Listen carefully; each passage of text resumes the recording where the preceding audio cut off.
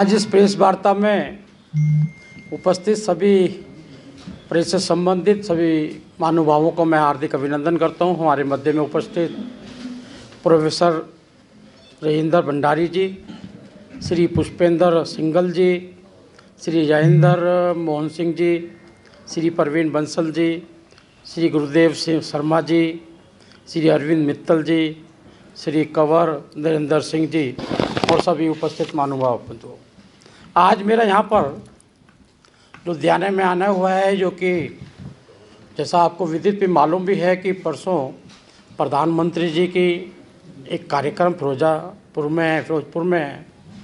उसके तहत जानकारी लेना और वहाँ की तैयारी की पृष्ठभूमि की जानकारी प्राप्त करना और कितना अच्छा किया है मुझे बताते हुए बड़ा हर्ष हो रहा है कि जो टारगेट, जो इच्छा यहाँ के जनता की थी, उससे कहीं ज़्यादा संख्या में यहाँ से लोग जा रहे हैं। वातावरण बिल्कुल भारतीय जनता पार्टी के अनुकूल बना हुआ है, क्योंकि देश के प्रधानमंत्री आदरणीय नरेंद्र मोदी जी लगातार देश के सर्वस्पर्शी विकास के लिए मेहनत और काम कर रहे हैं और उन्होंने इस कार्यकाल में देश में ही नहीं विश्व में भी अपना स्थान बनाया है। विकास के लिए वह किसी भी हद तक आगे बढ़ के कामों को करते हैं, कैसी भी परिस्थिति हो उसमें भी विकास नहीं रुकना चाहिए। आदरणीय प्रधानमंत्री द्वारा पीजीआई सैटेलाइट सेंटर का उद्घाटन होगा, वहीं साथ साथ 4 लेन एक्सप्रेस नियंत्रित दिल्ली अमृतसर कटरा ग्रीनफील्ड एक्सप्रेसवे का भी निर्माण होगा, उसका भी उद्घाटन है। और सबसे बड़ा 669 किलोमीटर की लंबाई, जो कि 39,500 करोड़ रुपए की लागत से लागू होगी, वो भी की जाएगा, उसका भी उद्घाटन होगा। व्यास नदी पर 400 मीटर ऊंचा AMLSL 700 मीटर लंबा सिंगल स्पेन पुल का निर्माण। मौजूदा 2 लेन अमृतसर टांडा ऊना रोड को 4 लेन मानकों के अनुरूप बनाया जाएगा। और जितने भी धार्मिक, जो हमारी मान्यता भी है, हमारे संस्कार भी हैं, हमारी सोच भी है, सभी धार्मिक ऐतिहासिक स्थानों के लिए बेहतर कनेक्टिविटी हो, उसके पर भी कार्य गति से चालू होगा।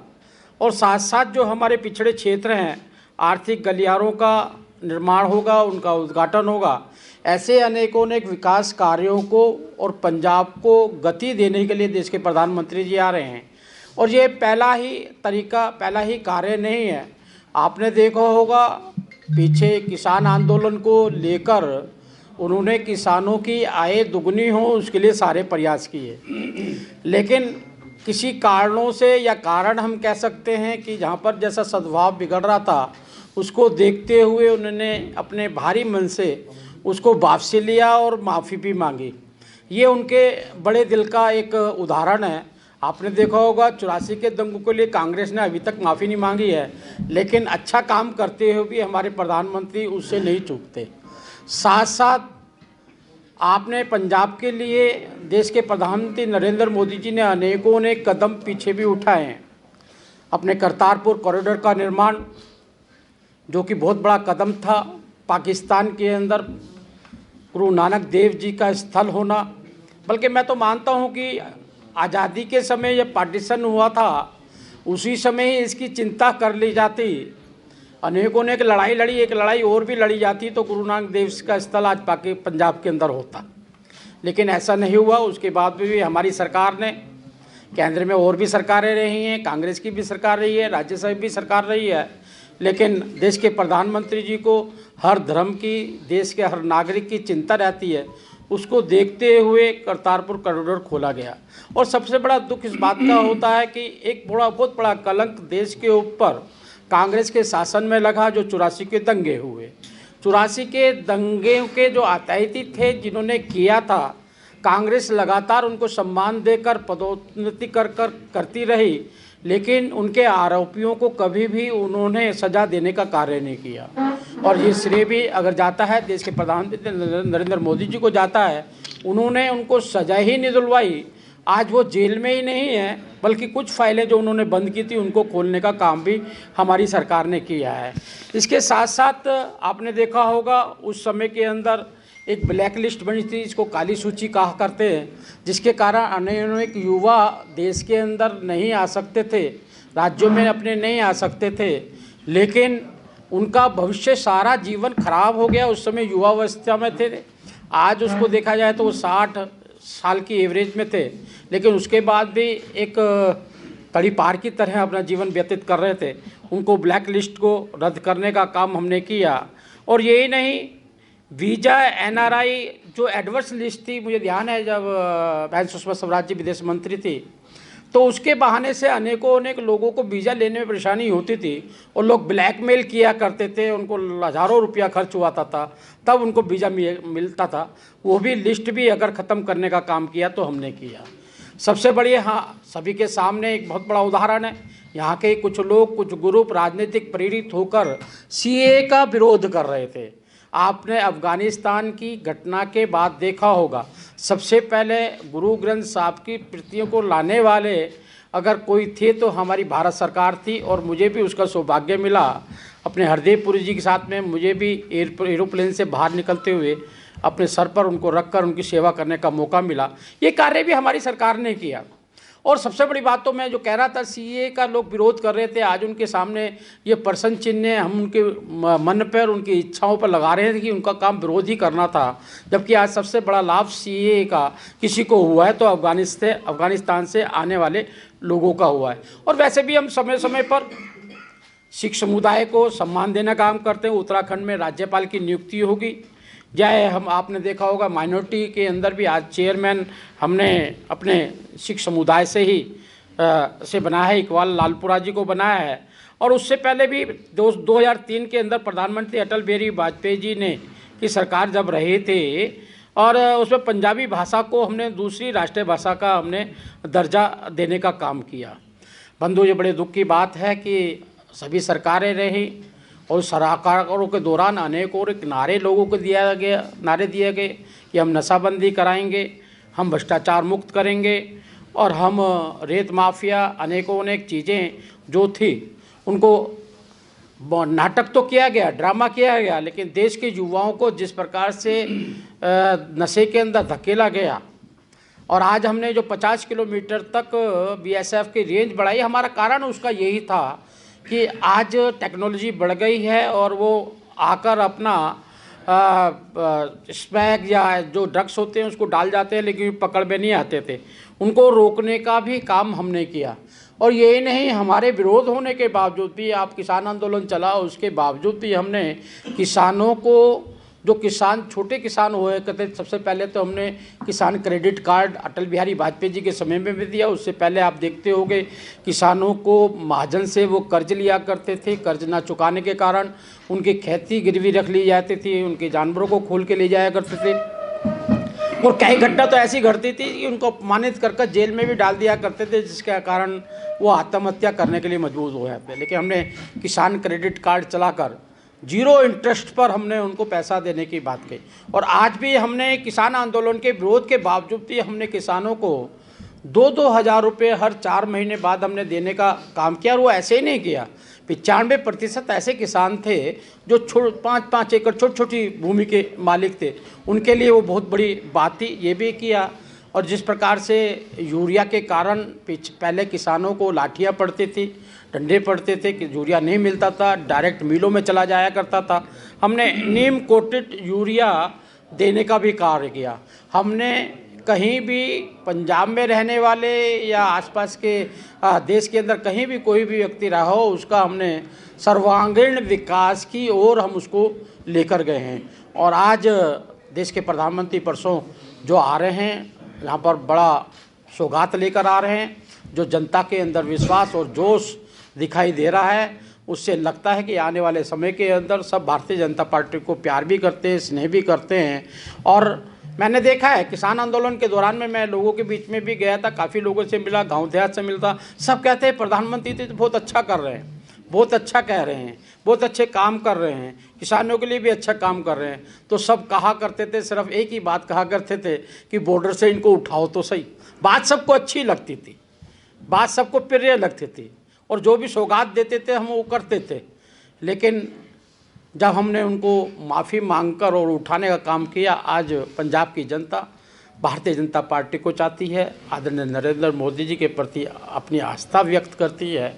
इसी सब भावनाओं को देखते हुए प्रधानमंत्री यहाँ पे एक बड़ी सौगात लेकर आ रहे हैं और यहाँ की सभी जनता उनके स्वागत के लिए तैयार है। प्रशांत जी, अभी आपने बात की कि प्रधानमंत्री जी आ रहे हैं, रैली से पूर्व ही झटका लग गया है भाजपा को, जो विधायक आए थे वो वापस चले गए हैं, घर वापसी होगी कांग्रेस में, उस बारे में क्या? हमारा द्वार खुला हुआ है, बहुत भीड़ लगी हुई है, हमें छटनी करनी पड़ रही है किसको लेना है किसको नहीं लेना है, फिर भी वो आया, उसका दिल तो हमारे पास ही है, मन भी हमारे पास है। शरीर से वो गए होंगे लेकिन उनके दिल में मोदी जी की तस्वीर है। सर, प्रधानमंत्री की रैली की बात कर रहे हैं, लोगों को एकजुट भी कर रहे हैं, पर किसानों ने पहले ही ऐलान कर दिया कि प्रधानमंत्री नरेंद्र मोदी की रैली का वो विरोध करेंगे, एकजुट होंगे, बड़ी संख्या में वहां पे जाके विरोध करेंगे। तो उसके साथ भाजपा कैसे निपटेगी, क्योंकि पहले ही जो है किसान आंदोलन खेती कानून जो रद्द किया है। देखिएगा, ये चुनावी वर्ष नहीं है, चुनावी महीना है और विरोधी दल अपनी जगह कहीं ना कहीं थोड़ी बहुत तो ढूंढेगा,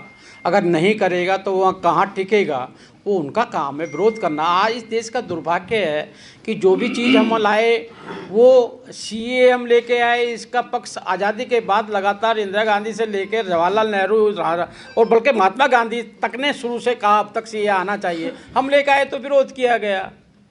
हम वन राशन कार्ड क्यों लेकर आए?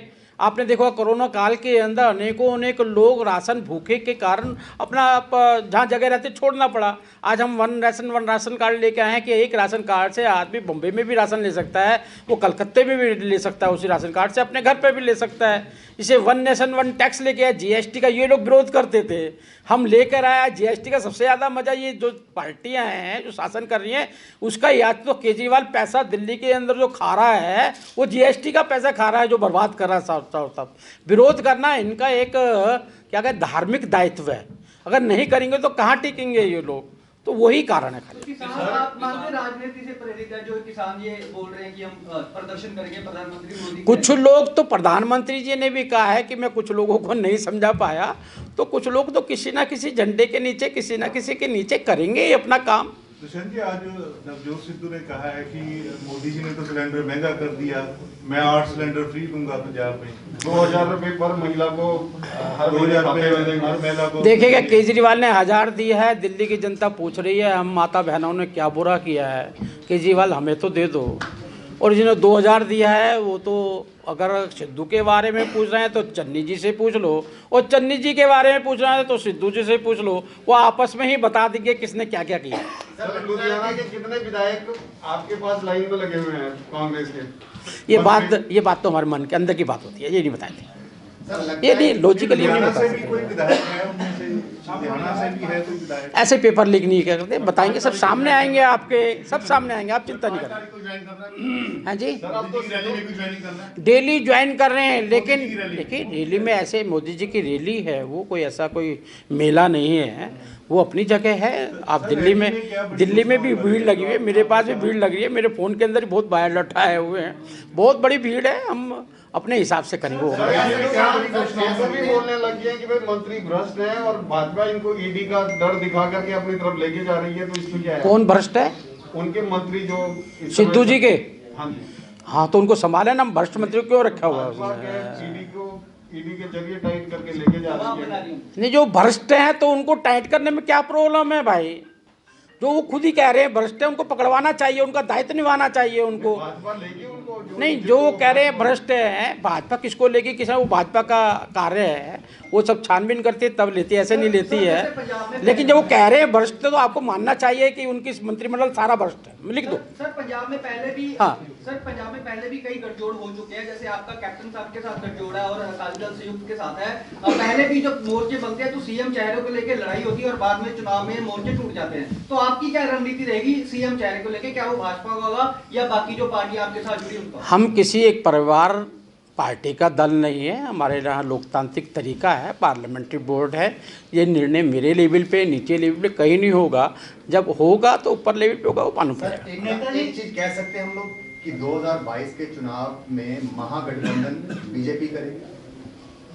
गठबंधन महा होता है या छोटा होता है ये तो मुझे मालूम नहीं, लेकिन बीजेपी जो गठबंधन करेगी वो सरकार बनाएगा। सर नेता जी, किसान मांग कर रहे हैं कि उनके जो सभी तरह के कर्ज हैं वो माफ कर दिए जाएं। पंजाब से कैप्टन अमरिंदर सिंह आए थे, इसी उस पे आए थे, तो क्या हो सकता है कि बीजेपी ये ऐलान कर दे कि उनके सारे कर्ज जो है क्या करेंगे क्या नहीं करेंगे, आपके विचारों को ऊपर तक मैं पहुंचा दूंगा। वो हमारा मैनिफेस्टो होगा, उसका चिंता हम ऐसे बंद नहीं करेंगे जैसे राहुल गांधी ने राजस्थान में बोल के आया, 1 दिन 2 दिन 4 दिन 10 दिन के अंदर सारे कर्ज माफ। आज तक उनके कर्ज माफ नहीं हुए हैं।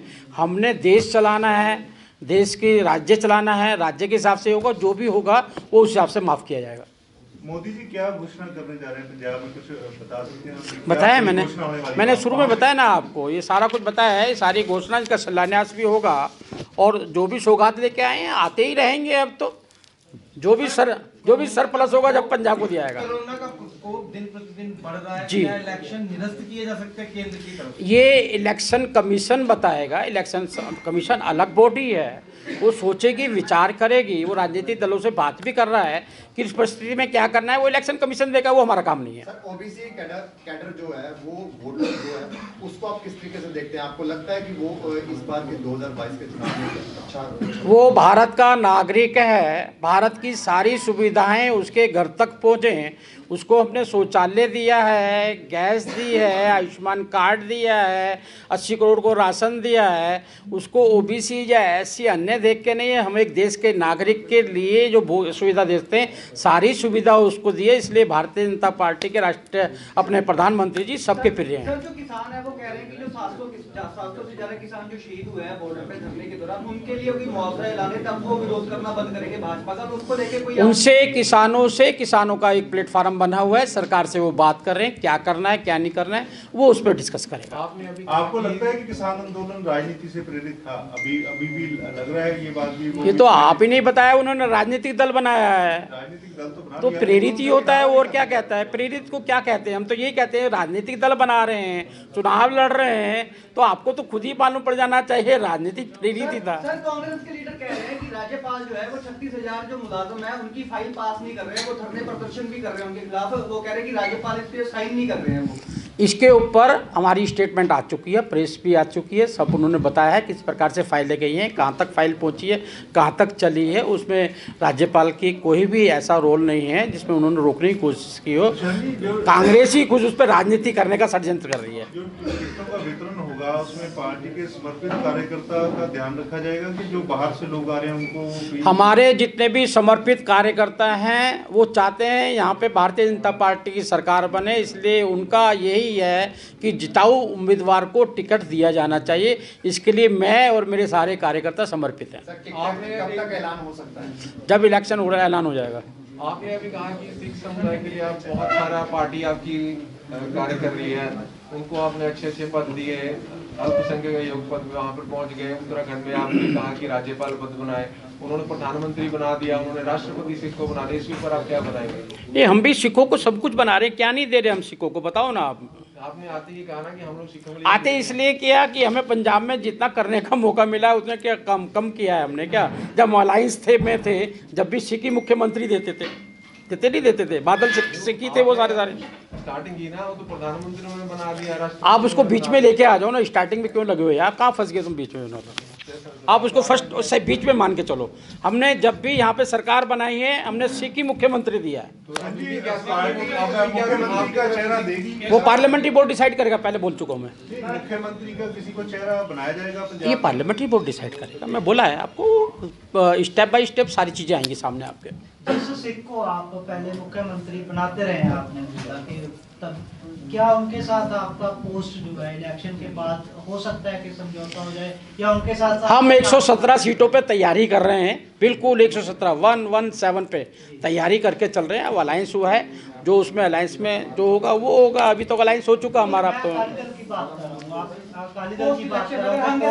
अरे ये बात चली गई है, उसके लिए क्यों आप बीच में कूद के बार पूछते हो? या तो खत्म हो चुकी वो पर, तो एपिसोड ही खत्म हो चुका। बादल साहब ने आज कहा हमने बड़ा धोखा खाया। हाँ जी। बादल साहब की स्टेटमेंट है कि बड़ा धोखा खाया हम लोग। हाँ तो छोड़ के तो चले गए ना, धोखा दे के गए। पहले वो कह रहे वो धोखा खा के नहीं, धोखा दे के गए। निशा जी, आपको क्या लगता है कि पंजाब में भाजपा का मुकाबला किस दल से होगा? कौन मुख्य पार्टी? भाजपा का मुकाबला सेवा कार्यों से है। हम इसको नशा मुक्त करना चाहते हैं, भ्रष्टाचार मुक्त करना चाहते हैं, जो दलाली करते हैं और जो बॉर्डर लगता हुआ है पाकिस्तान से बचाना चाहते हैं। ये सारा हमारा मुकाबले के अंदर है।